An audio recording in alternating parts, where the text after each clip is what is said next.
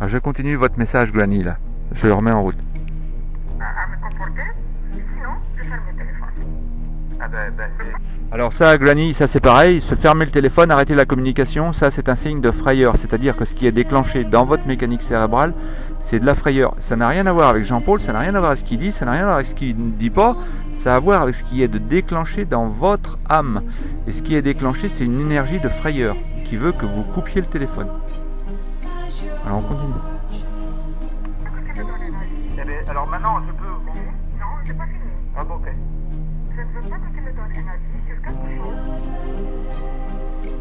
When a group that I am absolutely certain I don't want to hear about it. Alors vous allez remarquer que vous ne dites pas Auschwitz, vous ne dites pas Holocauste, vous ne dites pas mort de mes 28 Chilak, vous dites quelque chose. Ça c'est un signe de peine évident. J'ai mon frère Jacques qui en 2004 était absolument incapable de dire papa. Il écrivait le nom de son beau-père, Louis Thomas, il parlait de son beau-père, mais il ne pouvait pas parler de papa. Il disait lui, l'autre.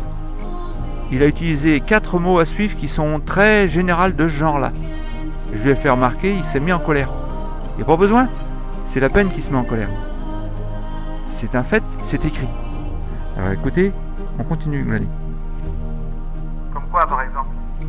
Comme le Félicitage, ou les goulags, ou les Auschwitz. Alors Granny, ça c'est intéressant. Okay, dans votre mécanique cérébrale, Chilag, ça vient en premier. D'accord? Auschwitz n'était pas connu en 1945. Donc votre papa, quand il a entendu parler que tout le monde avait disparu, il ne savait pas où ils avaient disparu. Il n'a pas mentionné Auschwitz, personne mentionnait Auschwitz. Auschwitz c'est venu plus tard. Alors vous avez dans votre tête le mot Chilag, et derrière le mot Chilag, vous avez le mot Goulag. Pourquoi? Parce qu'on a entendu parler des goulags en Union soviétique. Peut-être avant ou en même temps, j'en sais rien, que Auschwitz, mais dans votre cerveau, Auschwitz est venu bien plus tard. Alors je continue. Et puis tu deviens blessant quand tu écris ces choses-là sans comprendre. Tu comprends rien, toi. Alors Granny, là vous êtes forte, hein. Moi j'y comprends rien à Auschwitz. Granny, je suis allé 3 fois à Auschwitz. J'ai fait des messages sur mon ressenti à Auschwitz. J'ai écrit sur Auschwitz. Je peux parler d'Auschwitz. Sans difficulté. Ça me fait même pas pleurer. C'est...